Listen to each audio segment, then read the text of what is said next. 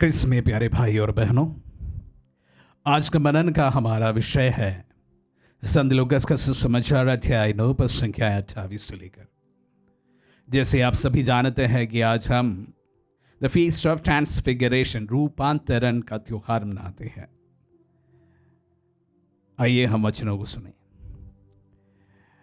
इन बातों के करीब 8 दिन बाद ईसा पेतरुस, यूहन्ना और याकूब को अपने साथ ले गए और प्रार्थना करने के लिए एक पहाड़ पर चढ़े। प्रार्थना करते समय ईसा के मुखमंडल का रूपांतरण हो गया और उनके वस्त्र उज्जवल होकर जगमगा उठे। 2 पुरुष उनके साथ बातचीत कर रहे थे। वे मूसा और एलियस थे, जो महिमा सहित प्रकट होकर यरूशलेम में होने वाली उनकी मृत्यु के विषय में बातें कर रहे थे। पेतरुस और उनके साथी जो ऊँघ रहे थे अब पूरी तरह जाग गए। उन्होंने ईसा की महिमा को और उनके साथ उन 2 पुरुषों को देखा। वे विदा हो ही रहे थे कि पेतरुस ने ईसा से कहा, गुरुवर, यहाँ होना हमारे लिए कितना अच्छा है। हम 3 तंबू खड़ा कर दे, एक आपके लिए, एक मूसा और एक एलियस के लिए। उसे पता नहीं था कि वह क्या कह रहा है।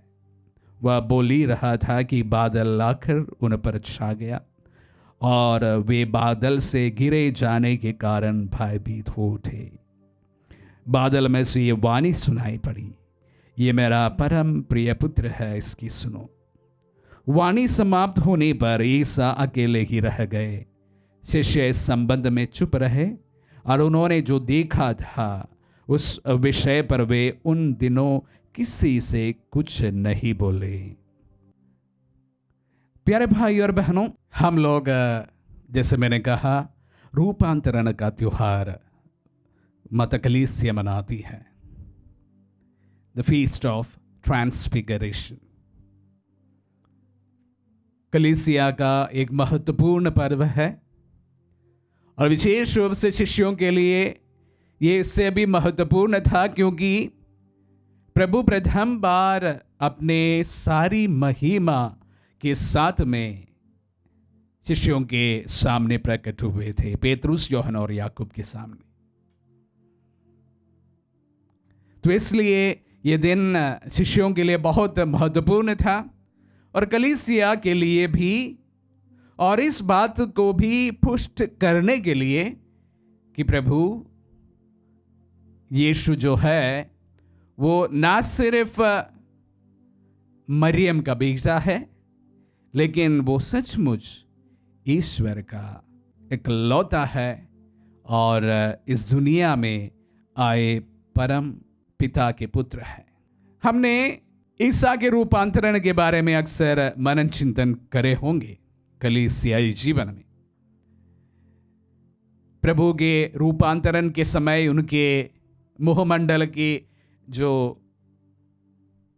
शोभा है उसके बारे में हमने वर्णन सुने होंगे, उनके वस्त्र के बारे में हमने सुने होंगे और जिस तरह उनमें जो एक प्रकार का परिवर्तन हुआ उसके बारे में हमने सुने होंगे। महिमा के साथ प्रभु का परिवर्तन। प्यारे भाई और बहनों, इस परिप्रेक्ष्य में मैं हमारे जीवन को भी इससे जोड़कर देखना चाहता हूं।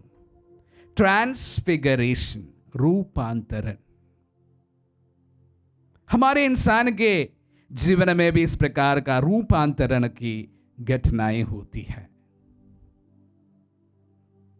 विशेष रूप से हमारे साधारण सा जीवन में जब एक व्यक्ति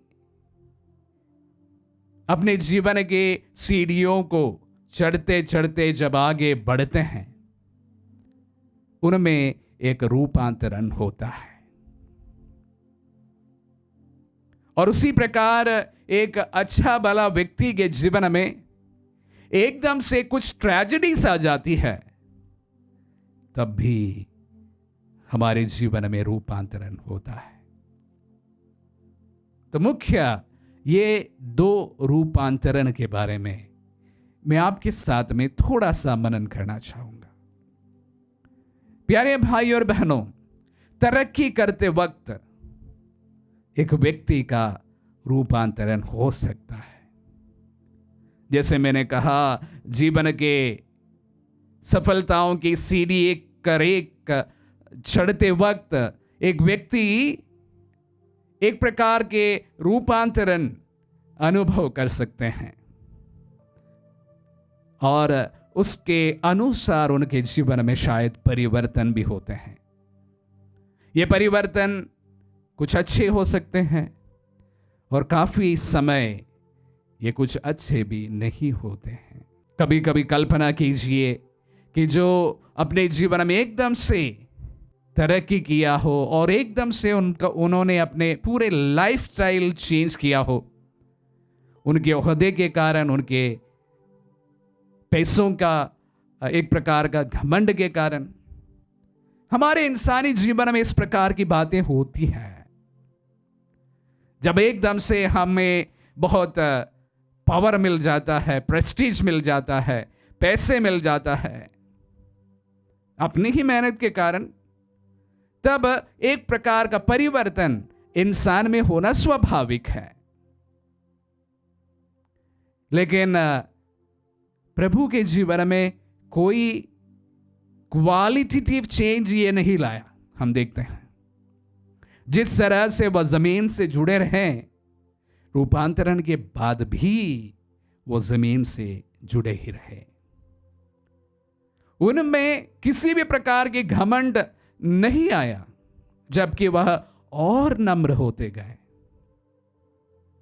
प्यारे भाई और बहनों, मेरा जो रूपांतरण की व्याख्या जो है आप सभी को शायद अभी मालूम पड़ रहा ही होगा कि जो व्यक्ति एकदम से उनके जीवन में अचानक तरक्की होने के कारण, ओहदे में एक प्रकार की बढ़ोतरी होने के कारण, उनके मान सम्मान में एकदम से बढ़ोतरी होने के कारण, हम में से काफी लोग हमारे जो बेसिक्स होते हैं उससे कट जाते हैं।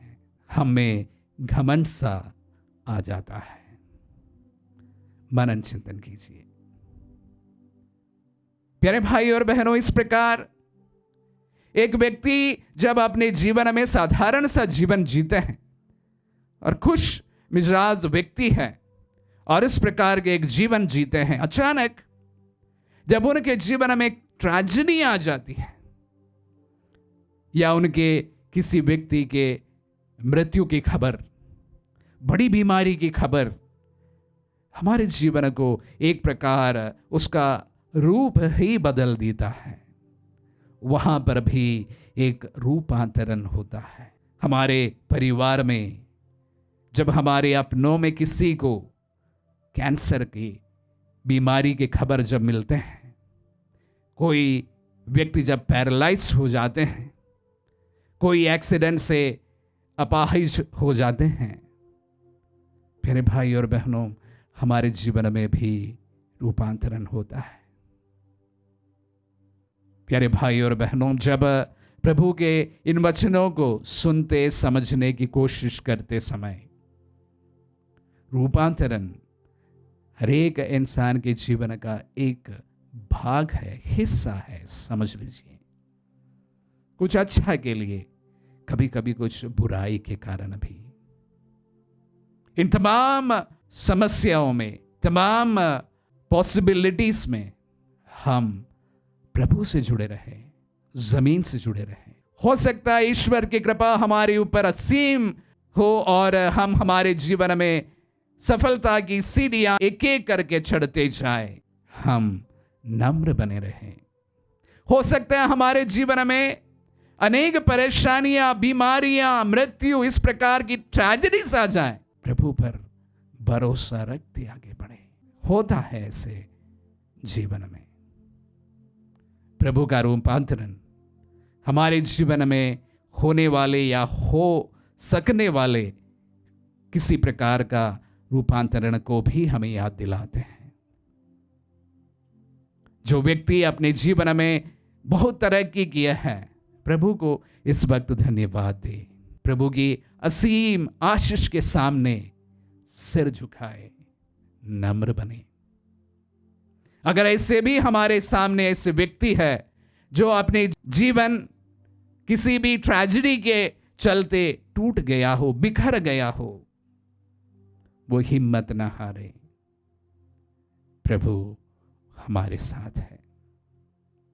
जिस तरह पिता परमेश्वर प्रभु के सदा साथ रहे रूपांतरण के वक्त भी, और इस प्रकार के को रूपांतरण उनके जीवन में हुआ था, हमेशा याद रखे गोलगोता पहाड़ियों के ऊपर, उस समय भी प्रभु उनके साथ था। इसलिए पूरा दृढ़ विश्वास करें, अंधेरी घाटियों से जब हम होते चलते हैं तब भी हमारा प्रभु हमारे साथ है।